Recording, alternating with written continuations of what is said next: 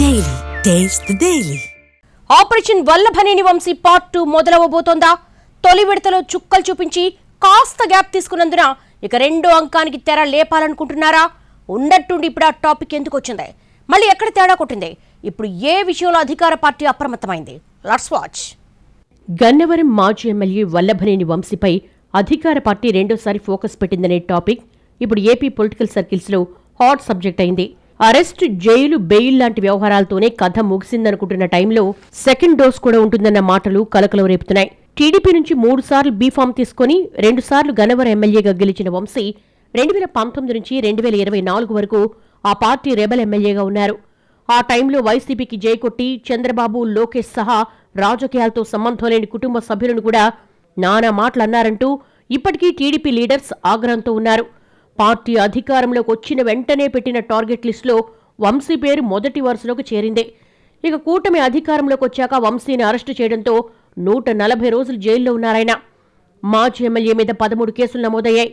ప్రస్తుతం వాటన్నిటికీ సంబంధించి బెయిల్ పొందిన వంశీ నెల రోజుల నుంచి మాత్రమే నియోజకవర్గంలో యాక్టివ్ అయ్యారు. అంతా కలియదిరుగుతూ కేడర్ను పలుకరిస్తూ భరోసా ఇచ్చే ప్రయత్నం చేస్తున్నారు. దీంతో గన్నవరం వైసీపీ కేడర్లో కాస్త ఉత్సాహం పెరిగినట్టుగా చెప్పుకుంటున్నారు. ఈ సమయంలో వంశీ మీద తాజాగా మరో కేసు నమోదు కావడం, ఆయన అజ్ఞాతంలోకి వెళ్లడం చర్చనీయాంశమైంది. 140 రోజులు జైలు జీవితం తర్వాత ఆరోగ్య సమస్యలు కూడా ఇబ్బంది పెడుతున్న సమయంలో కండిషన్ బెయిల్పై బయటకొచ్చారాయన. ఆ తర్వాత కూడా కొన్నాళ్లపాటు ఇంటికే పరిమితమయ్యారు. గత నెల రోజుల నుంచి యాక్టివ్ అయి పూర్తిస్థాయిలో కేడర్ను కాపాడుకునే ప్రయత్నాలు చేయడంతో పాటు రోజుకు 10 వరకు కార్యక్రమాల్లో పాల్గొంటున్నారు.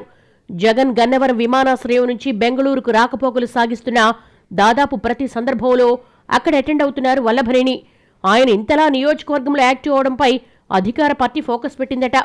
అయితే అది కేవలం యాక్టివ్గా తిరుగుతున్నందుకు కాదని ఇంటర్నల్ మ్యాటర్ వేరే ఉందన్న మాటలు సైతం వినిపిస్తున్నాయి.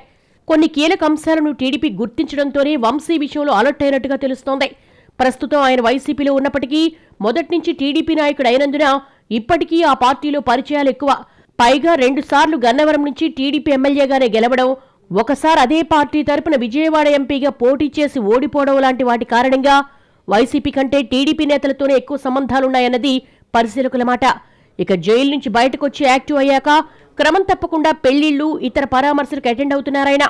అక్కడ తారసపడుతున్న టీడీపీ నాయకులను పలుకరిస్తూ, పాత పరిచయాలు గుర్తు చేస్తూ ఆత్మీయంగా ఉంటున్నట్టుగా కనిపిస్తున్నారట. ఇక్కడే తెలుగుదేశం నాయకులకు ఏదో తేడా కొడుతోందంటున్నారు.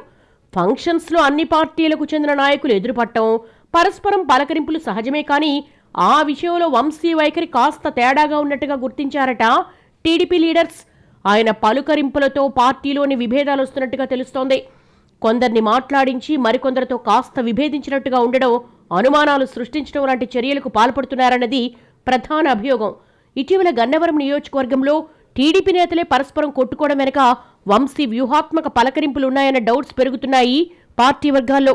ఇదంతా పార్టీలు విభేదాలు సృష్టించే ఉద్దేశంతో వంశీ పక్కా వ్యూహంతో చేస్తున్న పనేనని టీడీపీ పెద్దలకు కూడా సమాచారం ఉందట. దాంతో ఈ వ్యవహారాన్ని ఇలాగే వదిలేస్తే నియోజకవర్గంలో పార్టీకి ఇబ్బందని భావించి మాజీ ఎమ్మెల్యే మీద స్పెషల్ ఫోకస్ పెట్టినట్టుగా తెలుస్తోంది. ఆపరేషన్ వల్లభనేని పార్ట్ 1కే కోసాలు కదిలిపోగా ఇక పార్ట్ 2 మొదలైతే పరిస్థితులు ఎలా మారతాయో అన్న చర్చ జరుగుతోంది పొలిటికల్ సర్కిల్స్లో.